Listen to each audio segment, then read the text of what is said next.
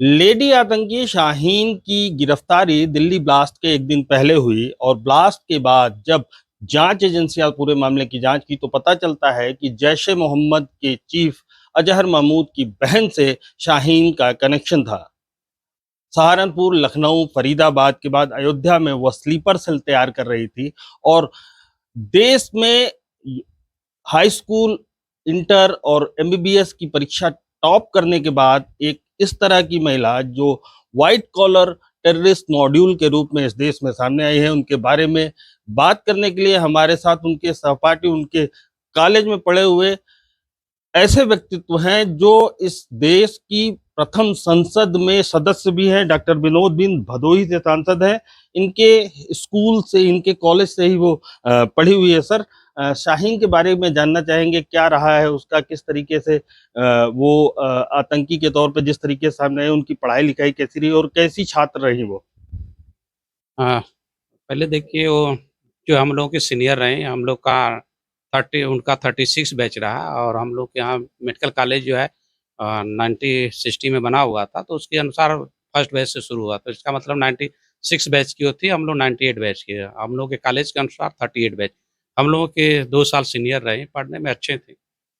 फिर उसके बाद वहीं से जो है 2005 में जो है एमडी फार्माकोलॉजी से पास एमडी करने के बाद उन्होंने यूपीएससी का एग्ज़ाम दिया, जिससे थोड़ा जो है उनको जो है जीएसबीएम मेडिकल कॉलेज मिला था। तो वहाँ पर उन्होंने नौकरी की, लेकिन बीच में जो है नौकरी के दौरान जो है उनके बारे में जैसा कि लोगों का बताना है और जो हम लोगों के साथ जो डॉक्टर हैं कि उनका जो है वहाँ पर भी बहुत अच्छा कुछ नहीं रहा, तो उन्होंने कन्नौज मेडिकल कॉलेज के लिए पनिशमेंट के तौर पर उनको भेजा गया। लेकिन 6 महीने बाद फिर जब यहाँ आए तो 2010 से 2013 तक नौकरी करने के बाद फिर अचानक जो है गायब रहे। अब उसके बीच पता भी नहीं चला कि वो कहाँ थे।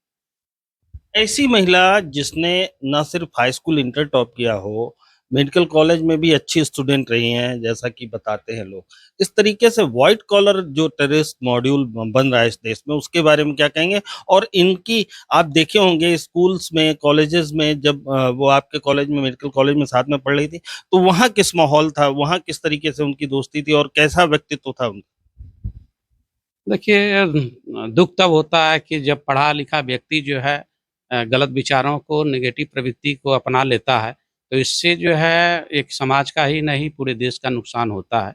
और इतने पढ़े-लिखे होने के बाद भी अगर हम गलत संगत का में पड़ते हैं, तो इसका परिणाम जो है गलत ही होता है। लेकिन हमारे यहाँ जो है जाँच एजेंसियाँ जो हैं सक्रिय हैं, अपने तरीके से सारे डाटा तैयार कर रहे हैं और सारे चीज़ एविडेंस के आधार पर ही उनको आतंकी घोषित किया जा सकता है, वो तो जाँच एजेंसियों का विषय है। लेकिन ये इतिहास रहा है कि जो भी इस तरह के लोग रहे हैं, उनका अंत बुरा हुआ है और सिविल इंजीनियर जो ओसामा बिन लादेन था, जो पढ़ा-लिखा होने के बाद जो इतना बड़ा आतंकवादी रहा और जिस तरह का इनकी भूमिका जो संदिग्ध पाई जा रही है, ये आने वाली पीढ़ियों के लिए, देश के लिए अच्छा नहीं है। जब पढ़ा-लिखा व्यक्ति जो अपने रास्ते से भटकता है, तो वो समाज ही नहीं, देश को पीछे ले जाने में उसकी महत्वपूर्ण भूमिका भूमिका होती है।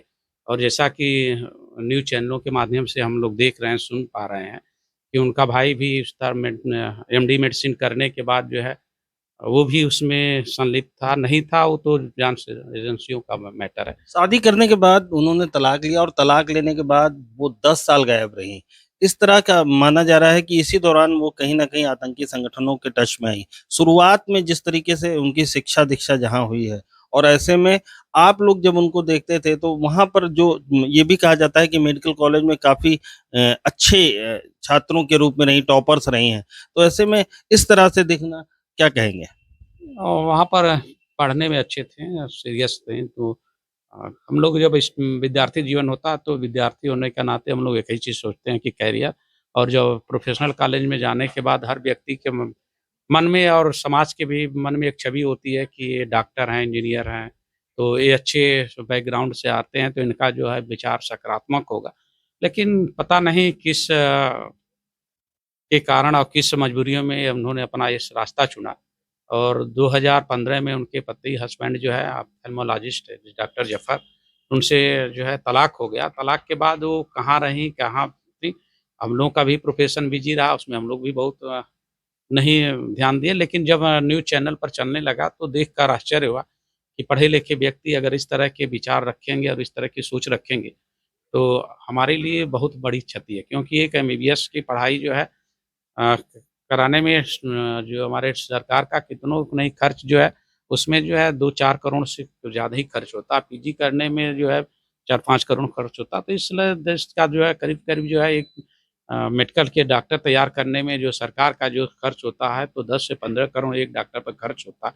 अगर इस तरह के लोग अगर जाएँगे, तो इससे बहुत बड़ी क्षति होती है। एक आखिरी सवाल ये है कि नरेंद्र मोदी ने कहा है कि इस घटना के पीछे और इस तरह के आतंकियों के साथ सख्ती से निपटा जाएगा। कैसे देखते हैं आप संसद में भी हैं? ये हमारी सरकार की भी है कि हम लोग ज़ीरो टॉलरेंस की नीति पर हम लोग काम करते हैं और जो आतंकी हैं, जो गुनहगार हैं, उनका कोई धर्म नहीं होता है और ऐसे लोगों को जो सख्ती से निपटा जाएगा, क्योंकि देश जो है आगे बढ़ रहा है, इसमें पढ़े-लिखे लोगों की भागीदारी बढ़ रही है और हमारे देश के यशस्वी प्रधानमंत्री मोदी जी को मैं धन्यवाद दूँगा कि जो उनका सकारात्मक सोच, एक दूरदृष्टि और राष्ट्र को आगे ले जाने की जो क्षमता है, अब तक किसी में देखने के लिए नहीं मिला, उसका परिणाम भी रहा। लोगों के सामने भी आ रहा है, समाज के निचले पायदान पर खड़ा व्यक्ति है, उसके लिए भी अच्छा-सा काम हो रहा है कि वो मुख्य धारा में जुड़ रहा है और अपने विचार को अपने राष्ट्र के प्रति, देश के प्रति एक सकारात्मक भाव के साथ आगे बढ़ रहा है।